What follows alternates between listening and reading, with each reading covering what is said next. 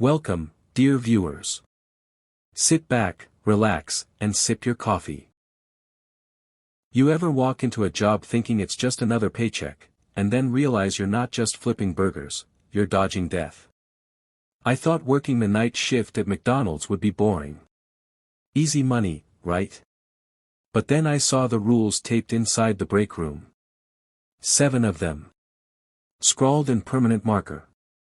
The last one. If the man in the clown costume asks for the manager, lock yourself in the freezer and pray. When I got hired at the McDonald's off Route 12, I didn't think twice about the fact it was one of the only locations still open 24/7. The pay was better than average, and my night shift would be mostly cleaning and drive-thru orders.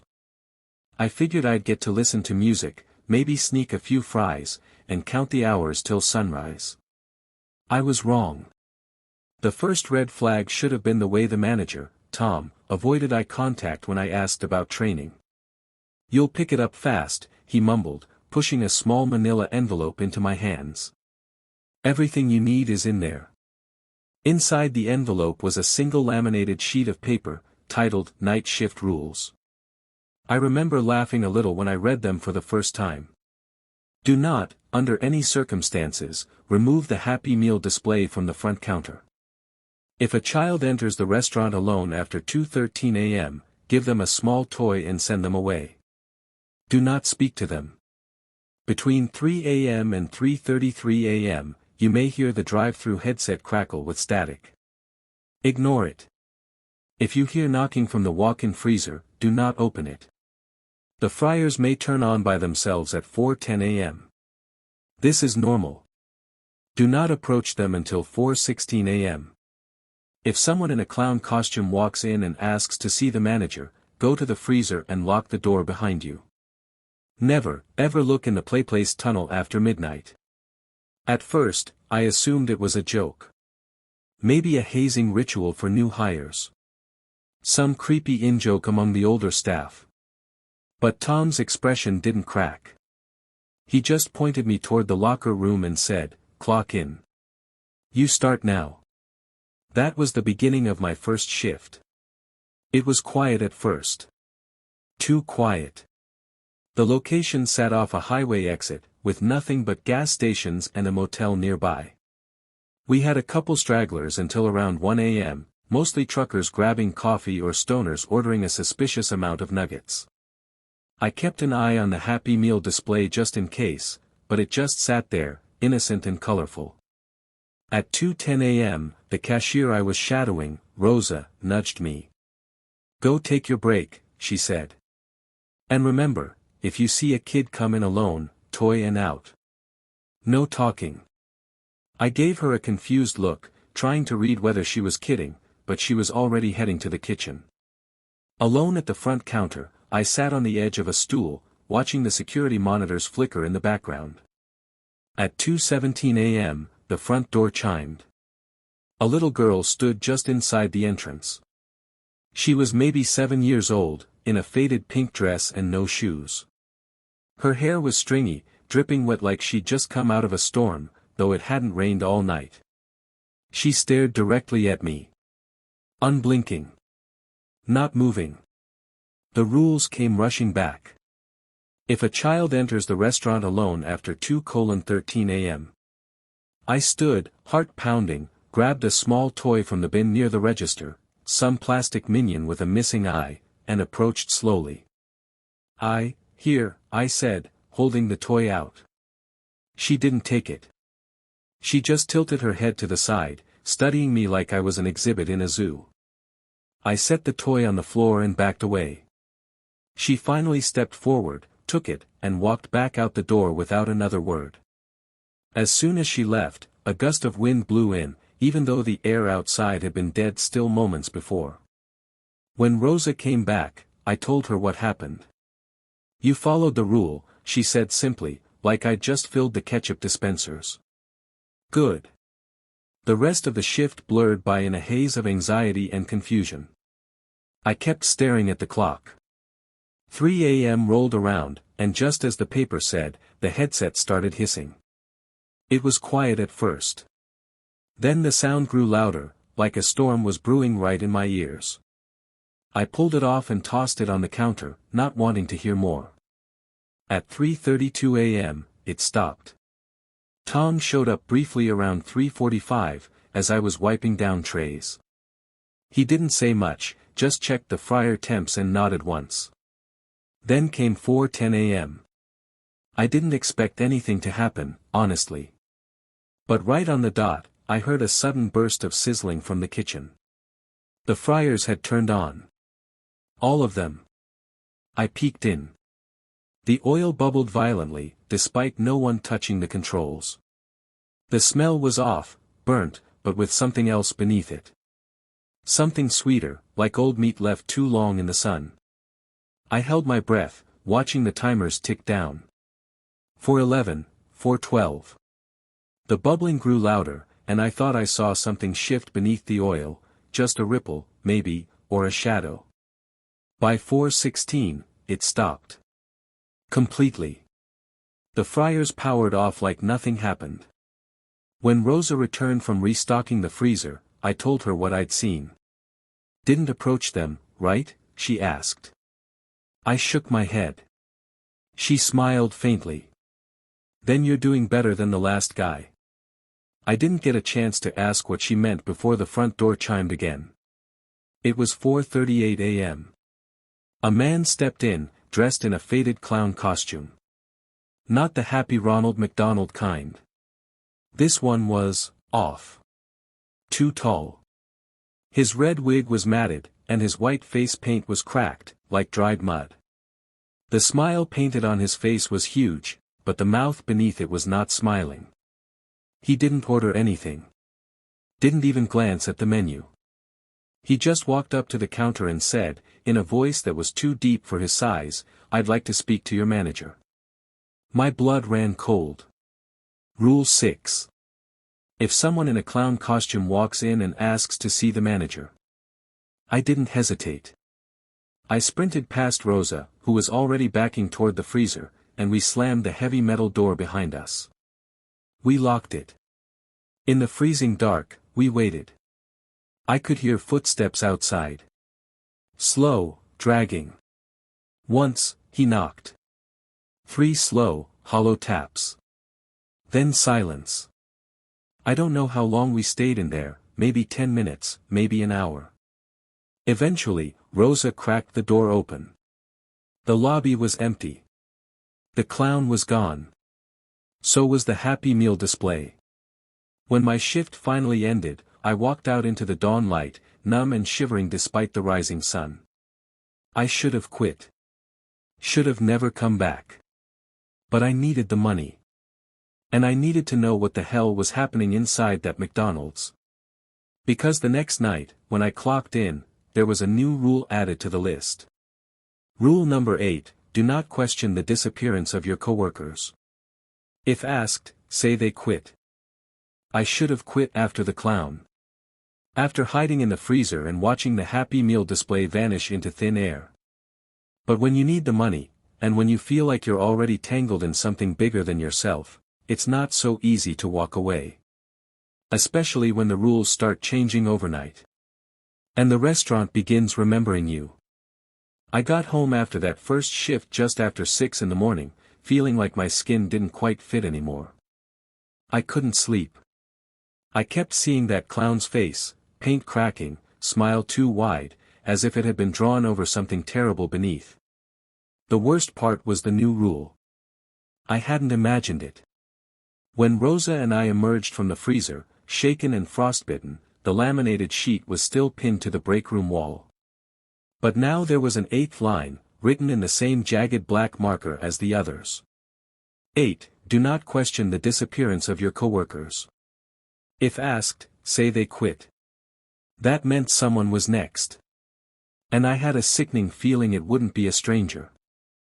I returned that night, body exhausted but nerves buzzing like exposed wires. As I approached the building, I noticed something off. The golden arches above the McDonald's sign were flickering slightly, not like a bulb going out, more like something was breathing beneath the plastic. Inside, Tom was waiting by the counter.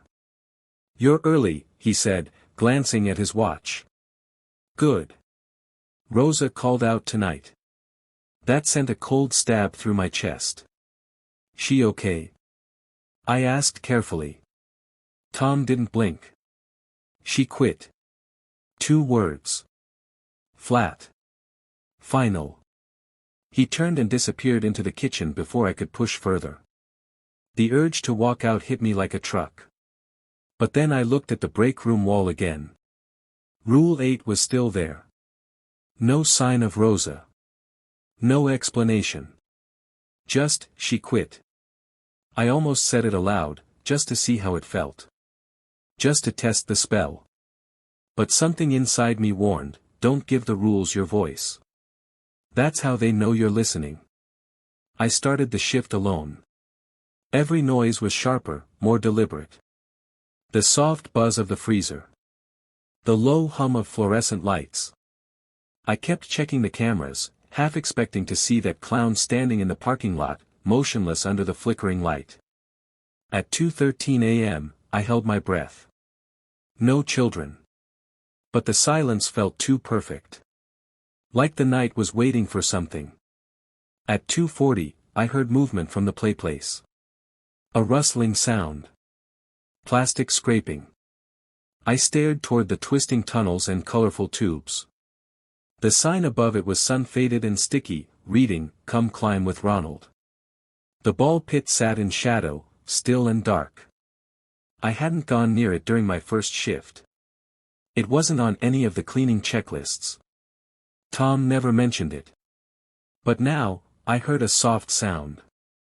A faint, giggling. High-pitched. Echoing. The last rule on the list suddenly echoed in my head. 7. Never, ever look in the playplace tunnel after midnight. But it was nearly 3 a.m. now. That meant the danger had passed, right? Another giggle. Closer now. Like it was just at the entrance of the tunnel. I moved forward, compelled by a mix of fear and foolishness.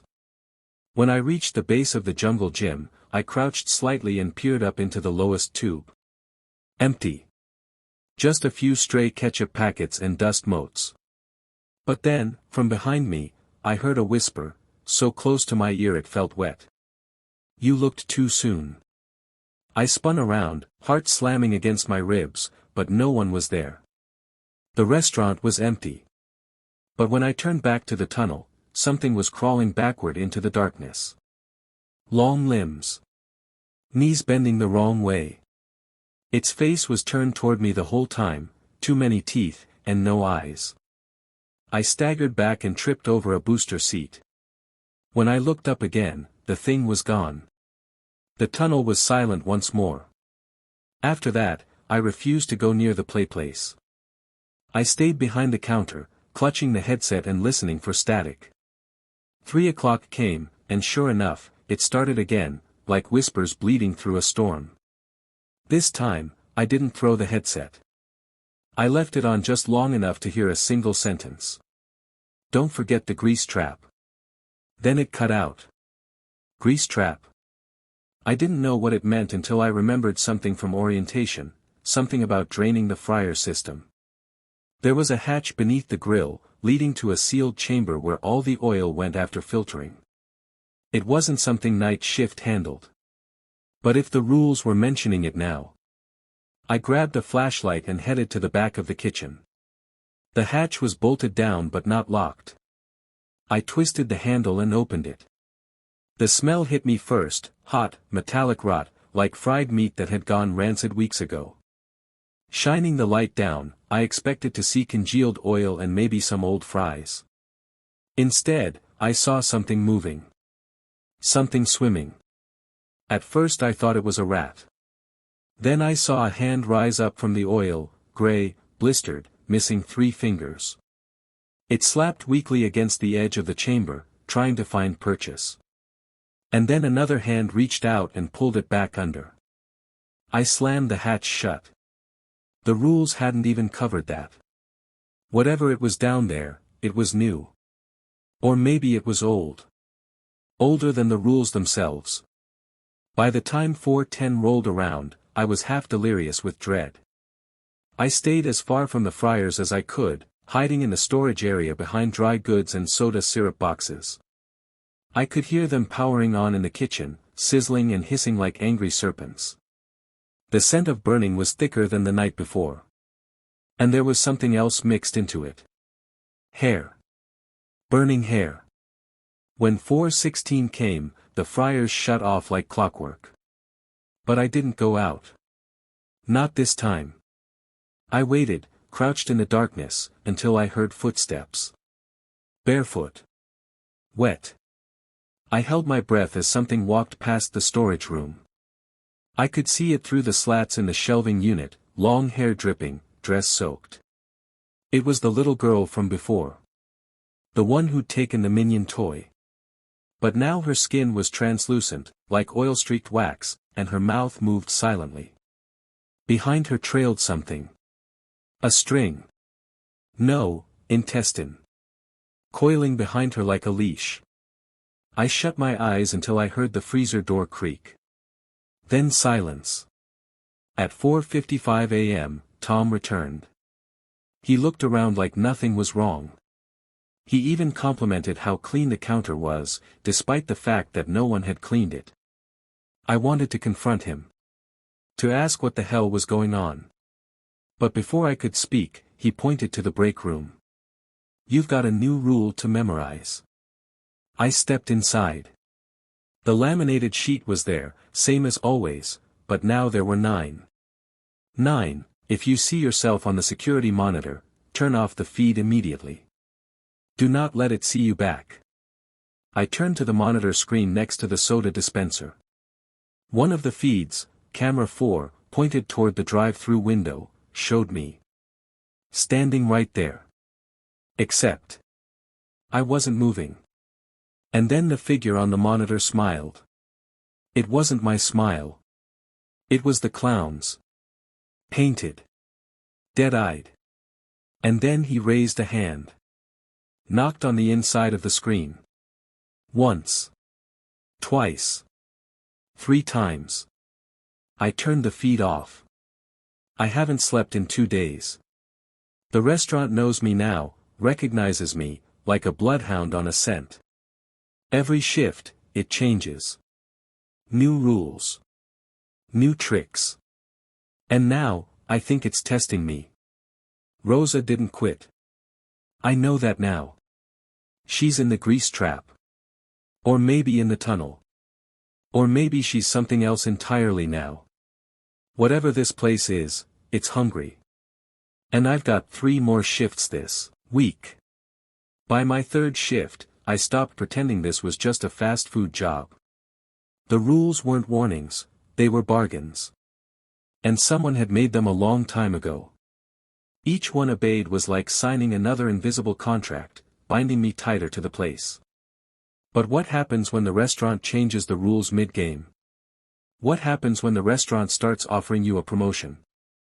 I didn't want to go back. That morning after my 2nd shift, I sat in my car in the McDonald's parking lot for almost an hour, staring at the building like it might peel open and show me what it really was. Something about it looked older now. More worn. Like time was moving differently inside. The red paint looked rusted. The lights behind the drive-thru menu glowed yellow instead of white. The arches had stopped flickering. Now they just pulsed.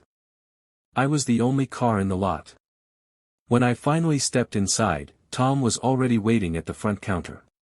"You're early," he said again, just like the night before. I didn't respond. He handed me a sealed white envelope with no name on it. "Management wants to see how you handle a little more responsibility," he said. Inside was a small black booklet. On the cover, "Night Manager Protocol, Confidential." I flipped it open. There were only 5 pages. And 5 new rules. If a customer orders an item that no longer exists on the menu, prepare it anyway. The ingredients will appear if you don't look directly at them. Between 1:45 and 2 a.m., you may be asked to clock in an employee who doesn't exist in the system. Use the name, Charlie B. Do not ask questions. If the intercom at the drive-thru starts speaking languages you don't understand, respond with, "We hear and obey." If a coworker knocks on the inside of the locked freezer door and says your name, don't open it. Even if it sounds like Rosa. Never stay past your shift. When the sun rises, the restaurant feeds on what's left behind. That last one made my throat go dry. I had questions. So many I couldn't say aloud. Tom looked at me like he was already bored of me asking them in my head. "Management thinks you've got potential," he said, his voice empty. "Let's not disappoint them." That night, I was alone again. No Rosa. No one else. Just the cameras, the hum of the drink fountain, and the rules echoing in my head. At 1:49 a.m., a name flashed on the POS screen, Charlie B. The time clock dinged. But there was no one at the register. I hesitated, hovering over the button. Rule 2, clock in the employee named Charlie B. I did it. Nothing happened. Until 1:52 a.m., when the door to the men's restroom slowly creaked open. A man stepped out. Or something like a man. He wore the McDonald's uniform, but outdated, like from the 80s. His name tag read Charlie. His hair was slicked back in a way no one wears anymore, and his skin had the color of wax left too close to a heater. He walked silently into the kitchen and began wiping down a prep table that didn't have anything on it. I stayed behind the counter, pretending not to notice. At 2 a.m., he walked back into the restroom and never came out. When I checked the stall later, it was locked from the inside. But there was no one inside it. Just a sticky old tray liner. The cartoon characters printed on it were grinning up at me, faded and wrong. One of them looked like the clown. At 2:37 a.m., the drive-thru intercom crackled to life. But this time, the voice wasn't human. It started as static, then turned into a deep chittering, a wet, insect-like rhythm. Then came the whispering, sharp and layered, like multiple voices speaking in reverse. Rule 3. If the intercom speaks a language you don't understand. I pressed the button with a shaking hand. "We hear and obey," I said. The screen flickered. A new order popped up, one blood sundae. I stared at it. I hadn't typed anything. I turned slowly toward the ice cream machine, which should have been broken, as always. But it was running. A thick, red substance oozed from the nozzle into an empty cup. It wasn't syrup. It was warm. I didn't touch it. I just set it on the counter. The drive-thru window didn't open. No one claimed it. But the cup was gone 15 minutes later. At 3:05 a.m., I heard it again. Knocking. But this time it was from the inside of the freezer. 3 hard knocks. Then, "Tyler, it's me. Let me out." Rosa's voice. Except it wasn't quite right. Too flat. Too dry. Like it had been filtered through sandpaper. She said my name 3 more times. Each time slower. Each time more, hungry. Rule 4. Don't open the freezer. I stepped away. But the door handle rattled anyway, jerking once like something inside had tried to open it on its own. When I returned an hour later, the knocking had stopped.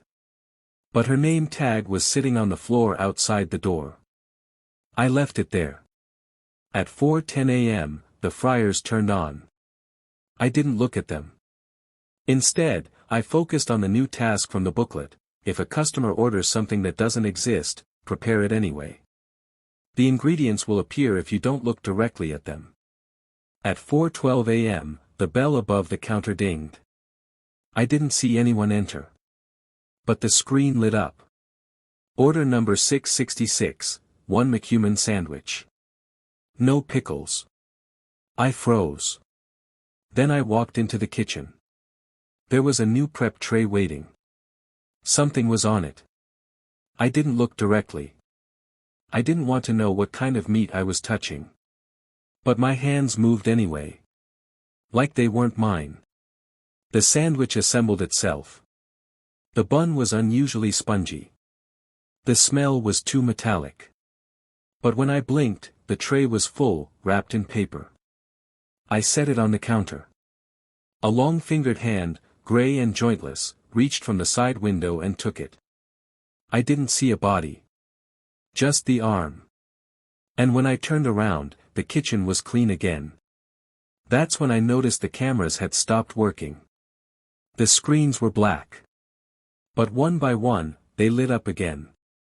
Each feed showed the same thing, me. Standing behind the counter. But not moving. My double. And it was smiling again. Just like before. Only this time, it spoke. "You're doing so well," it whispered. "You're almost ready to meet him." All the screens flashed red. Then they went dark.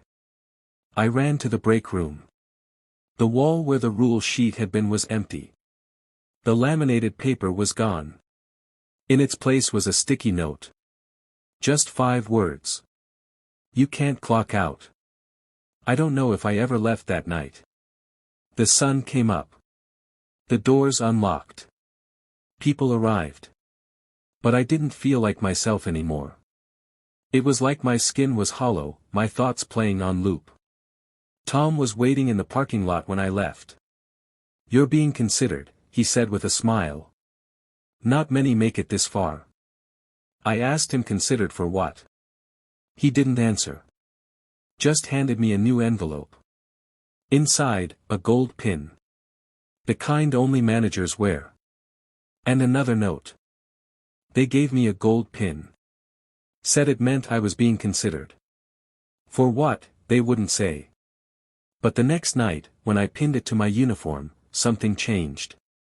Not in the restaurant. Not in Tom. In me. The rules didn't just apply anymore. They obeyed me. And that's when I realized, this McDonald's isn't a fast food chain. It's a church. And I'd just been promoted to clergy. I should have quit. I should have driven far, far away. But the moment I took the gold pin out of the envelope and touched it, I couldn't let go. It was warm. Pulsing. Like it was alive. I snapped it onto my uniform. And felt something, open. Behind my eyes. Beneath my skin. The next night, the restaurant greeted me like I was expected. The doors slid open without a sound.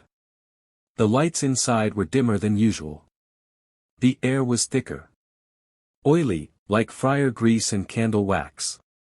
Tom wasn't at the counter. But someone was waiting in the lobby. A man in a dark suit. No name tag. Just a briefcase and a pair of cloudy gray eyes that looked straight through me. He gestured to the booth by the window and I sat across from him. I didn't know why. "You've adapted well," he said. "Not everyone earns the pin." I asked who he was. "I go by many names," he replied. "But tonight, you may call me the auditor." He opened the briefcase. Inside was a single sheet of paper.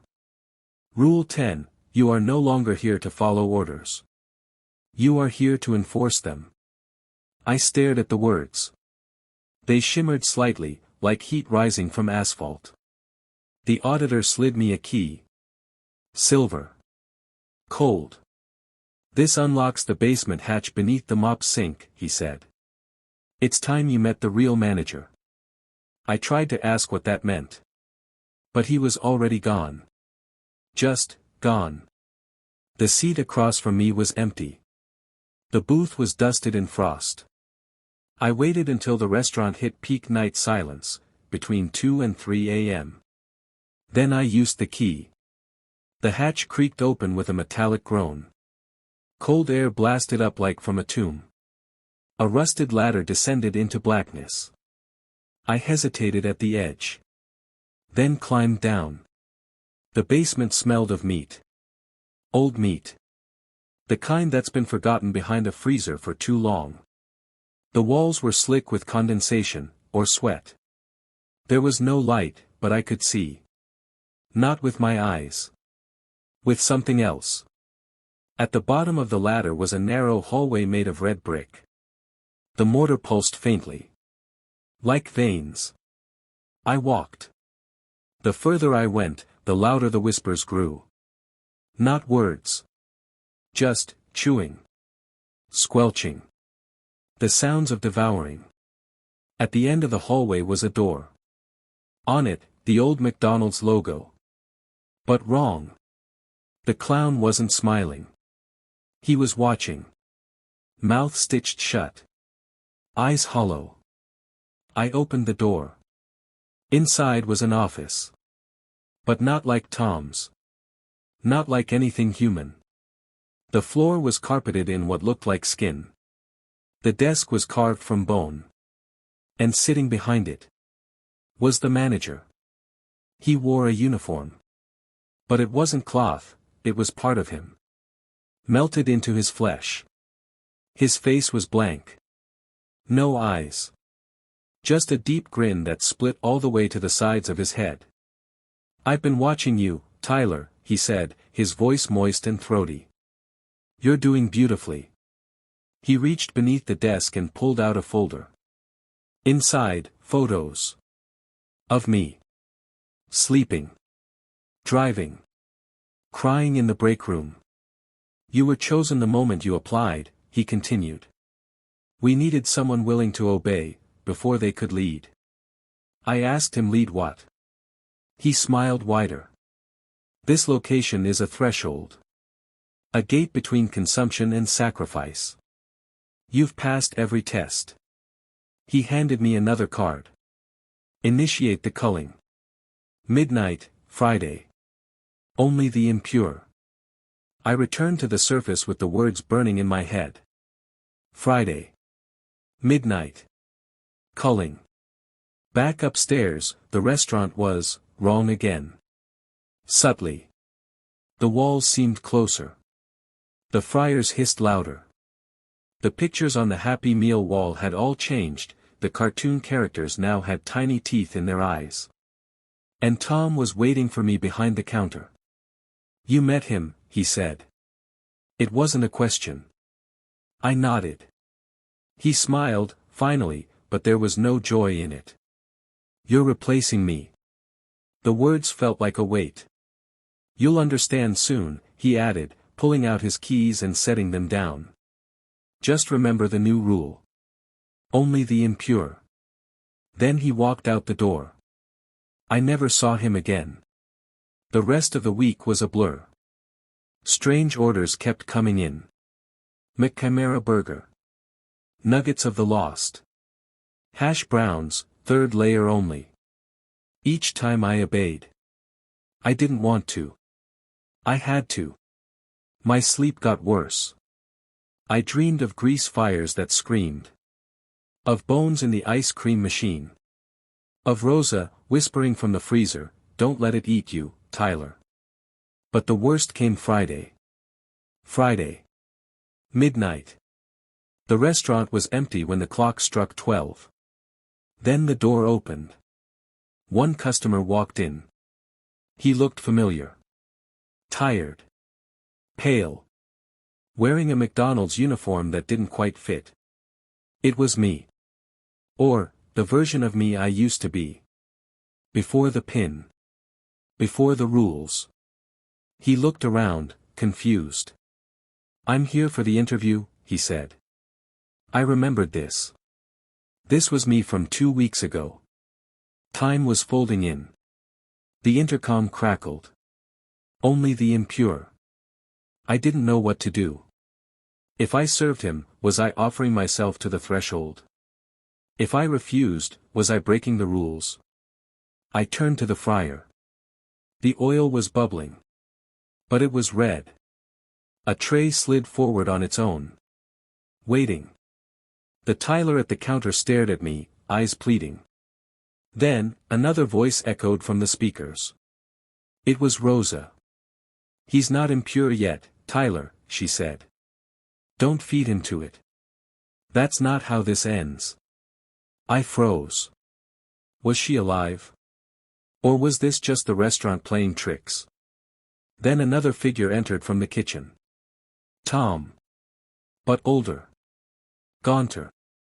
This is your final test, he said. You choose. Him. Or you. The lights dimmed. The clown on the wall smiled wider. My other self looked terrified. I stepped forward, pulled the gold pin off my chest, and set it on the counter. I'm not your shepherd, I said aloud. I'm done. The friars howled. The room trembled. A scream tore through the vents. And then, silence. My double vanished. The building stopped shaking. The pin melted. I found myself outside the McDonald's. Alone. The sky still dark. The building behind me looked normal again. A regular fast food joint. No pulsing walls. No shrieking intercom. Just the smell of grease and cheap coffee. I walked to my car. In the rearview mirror, my reflection blinked at me, out of sync. But it was mine. For now. On the dashboard was a single item, Rosa's name tag. Attached to it was a note. 1 shift left. Bring a lighter. They said 1 shift left. They told me to bring a lighter. I thought I was free. But I wasn't done yet. Because this place, it doesn't let you go. Not unless you give it something in return. And tonight, it wants fire. I stared at Rosa's name tag on the dash for almost 20 minutes. It looked normal. Plastic. Faded. But the note attached to it, that was different. Written in blocky, crayon red lettering, like a child's, or something pretending to be one. 1 shift left. Bring a lighter. That was all it said. I didn't know where Rosa was. If she was even alive. If she ever had been. But I remembered her warnings, the knocks from inside the freezer, the last whisper, don't let it eat you. And I remembered the way the restaurant changed the longer I stayed. So that night, I brought a lighter. A simple silver Zippo I hadn't touched in years. 1 flick and it sparked to life. A small, defiant flame. I kept it in my apron pocket as I stepped through the glass doors one last time. The inside was wrong. Worse than before. The layout had shifted. Booths stretched out in impossible angles. The drink station hummed in reverse. The floor tiles bled oil between the cracks. And the menu? All the items had changed. Instead of food, it listed names. Rosa. Tom. Charlie B. Tyler. Each one had a timer next to it. Mine was counting down. 2 hours 59 minutes and 48 seconds, 2 hours 59 minutes and 47 seconds. 2 hours 59 minutes and 46 seconds. I was on the clock again. I didn't even need to clock in. The system knew. The cameras all turned toward me, their red lights blinking in rhythm. The register lit up with a message. Final order, cleanse the restaurant. I walked behind the counter. Every fryer was cold. Every grill silent. But the freezer was humming. Loudly. Like something inside was awake. I opened it. The cold air punched me in the chest. Inside stood Rosa. Alive. Or close enough. Her skin was pale, but her eyes were sharp. Alert. She stepped out, shivering. They locked me in, she whispered. They didn't like that I broke the rules. I handed her the lighter. She looked at me like I'd passed some test. You really do want out, she said. I nodded. Rosa didn't smile. There's only one way, she said. We burn it. But not just the building. We have to burn the heart. I asked her what that meant. She pointed downward. To the basement, she said. We moved fast. The restaurant fought us. The lights flickered violently. The fryers hissed to life with black smoke. The Happy Meal toys on the shelf turned their heads to watch us. One of them, a plastic hamburglar, twitched and fell to the floor. It tried to crawl after us with jagged little arms. Rosa stomped it flat. "We don't have long," she said. "When your timer hits 0, it'll come for you." I asked what it was. She didn't answer. We opened the mop sink hatch and climbed down the ladder. The basement pulsed with the same heartbeat rhythm as before. But now it was faster. Angrier. As if it knew. We reached the brick hallway, only this time it had changed. The walls were now covered in human teeth. Embedded like trophies. The door at the end had melted into a fleshy archway. The symbol above it was the golden arches, dripping blood. We passed through. The manager waited inside. He looked worse now. Taller. Thinner. His uniform had stretched to cover more of his body, fusing into something skin-like. His face was a split grin from ear to ear, his eyes sunken into oily pits.